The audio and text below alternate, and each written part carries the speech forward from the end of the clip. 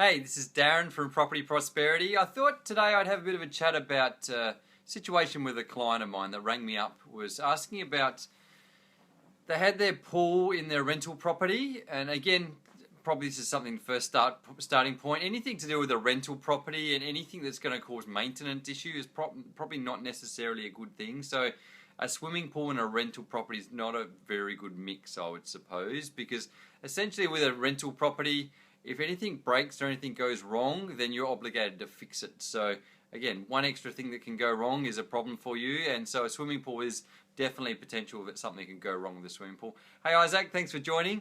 So they rang me up and they had this swimming pool. Hey Damien, and they weren't really sure. They had some problems with their swimming pool. They were planning on putting their property on the market and they were looking at selling it. And they asked me whether it's worth fixing their swimming pool or whether it's worth just getting it removed, essentially, or just covering it over, really. And so, the question then is, what value is the swimming pool going to add to the sale price of the property, was really his question. Because if he's going to spend some money to fix up the pool, you want to make sure he's going to get some sort of return on his money he's going to spend to invest in it. So, and the thing to understand about swimming pools, and the thing to understand about selling houses in general, really, someone's going to pay the value they see in the property.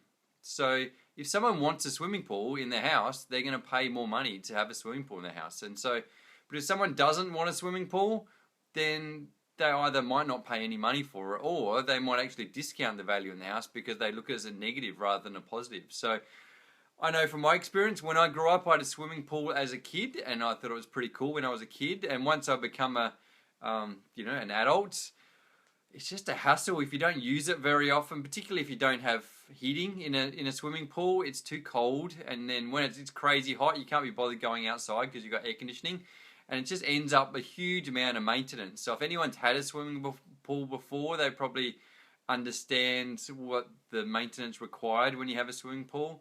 And it just gets to a certain point where you just get sick of it, and you sometimes you just sort of say, that's it, man. If I ever buy a house again, I'm never buying a house with a swimming pool, because it's so much easier just to get in the car, go for a drive down to the local swimming pool, have a swim, and then just come back home. You don't have to worry about that maintenance. You've got a year of maintenance just to go for a swim a couple of times a year, so it's probably not worth it. So for me, I definitely wouldn't want a swimming pool. And if I saw a house that had a swimming pool in it, I definitely would discount the value that I'd pay from the house, because for me it's a massive hassle. I end up just having to pay someone to maintain it because I couldn't be bothered doing it, just for the sake of those few times a year that would be convenient for me to go out the back and have a swim. So, whereas if you're in a situation where you've always wanted a swimming pool, or you've got young kids that are going to use it every single day, and especially over summer, then you're going to see the value in that. It's going to be so much better than having to drive down the beach or having to go to the local swimming pool.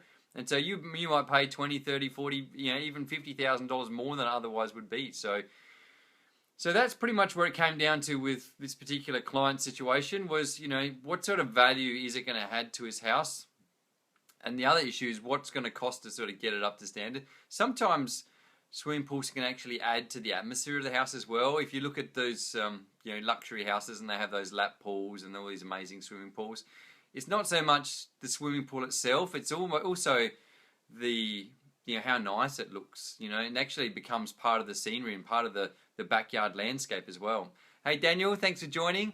And so then it comes down to, what value is it going to add visually to the house as well. So, when we came and had a look at the swimming pool, it was actually in pretty average condition. It had a leak in the bottom of the pool. To try and fix it, it was fiberglass, it was in ground, it wasn't particularly nice around the outside of the pool. So really, to try and get it back to standard, it's going to have to fix the fiberglass crack, and then likewise, he's also going to have to I don't know what they call surface around the outside of the pool, and there's a whole pile of work you'd have to do. So literally, it would cost him thousands of dollars. And the question is, is someone going to pay more money for that house because of the swimming pool? Who knows? It really depends whether they want it or not. And it wasn't really worth the risk, I think, from my perspective and from his perspective, because you don't really know whether it's going to add a lot of value. So, it sort of comes down to a personal preference then. And whenever I look at a house and someone's looking at doing renovations and it's purely for a personal preference, I always question whether it's worth doing, because you don't really know. If you can see that everybody's going to think it's a good idea, then it's cool. But if it's, you're not really sure whether it's going to add value or not, then probably 9 times out of 10, I'd suggest probably not do the renovation or not do that particular thing you're looking at doing. So The key is too, if you're going to remove a pool, you're going to do it in the right way. Initially, he was going to look at just filling it full of dirt and then covering it over and then just leaving it like that. The danger of that, it would have looked terrible, to be honest. It would have had, you would have seen the outline of the pool around the concrete outline around the pool. Anyone that walked in to having the house and seeing it on the market would know there used to be a pool there, and it would just straight away, it would just create concerns and people's worries about the hassle they'd have to try and remove this pool. And if you don't do it properly too, it can actually be dangerous too, because what happens if you don't actually crack the pool and pull it all apart, then and just fill it full of dirt, then when it rains it feels full of water and turns into like quicksand, so it actually can be quite dangerous as well. So my advice, you either get rid of the pool totally or you fix the pool up.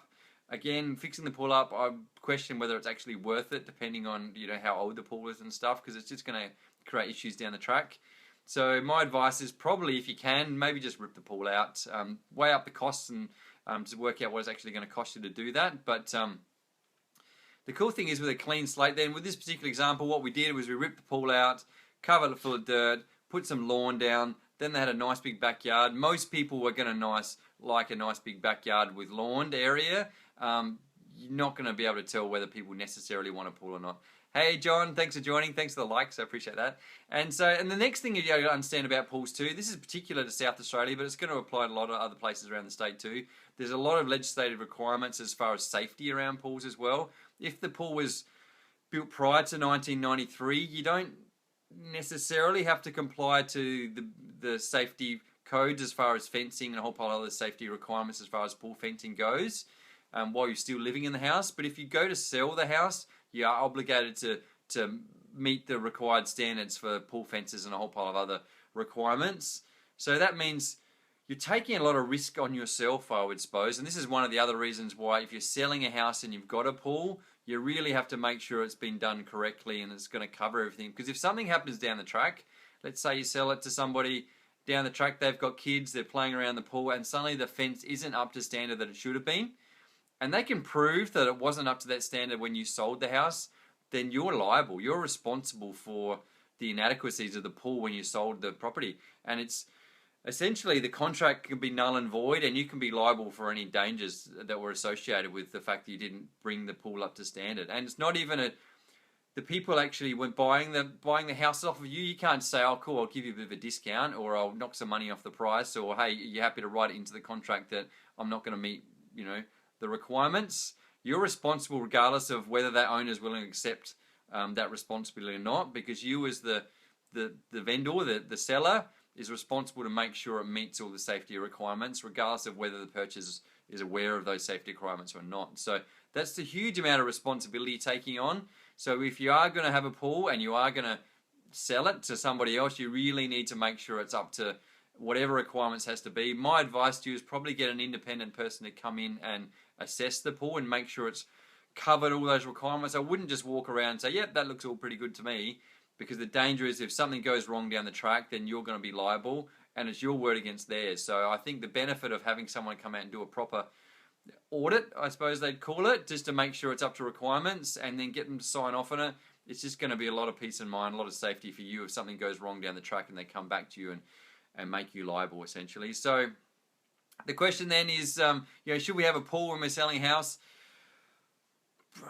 Again, I'm probably anti-pool because I had a pool growing up and I knew it was a hassle to deal with having to clean it all the time. So I'm probably not the best person to answer it, but I'd probably say sway on the side of no.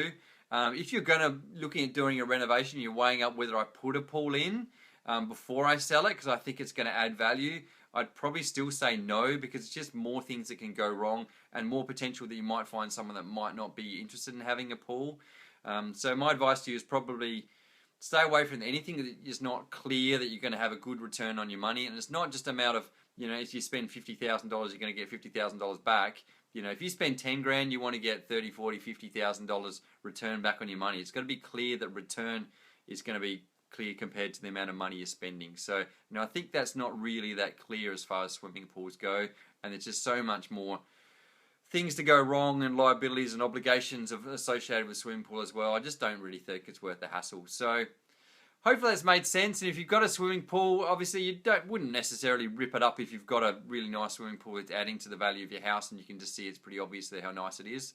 But if you've got a swimming pool that looks a little bit dodgy and it looks a little bit dated, and you think it's not going to really appeal to that many people, then maybe I would probably look at the options as far as taking it out, and then you can landscape that backyard. Traditionally, a lot of backyards aren't really that big as well, and so by ripping out the pool, it's going to open up the size of the backyard, and it's going to give people so many more options as far as their landscaping goes. So hopefully that's made sense to everybody. If you've liked what I had to say, then click on the like button. If you haven't liked it, still click on the like button because I really appreciate it. And if you've had experience in the past with swimming pools, or you bought a house and it's had a swimming pool, if you've always wanted a swimming pool, then click on the comment button. I'd really be interested to find out what your thoughts are on buying a house with a swimming pool, whether you think there's any value in it.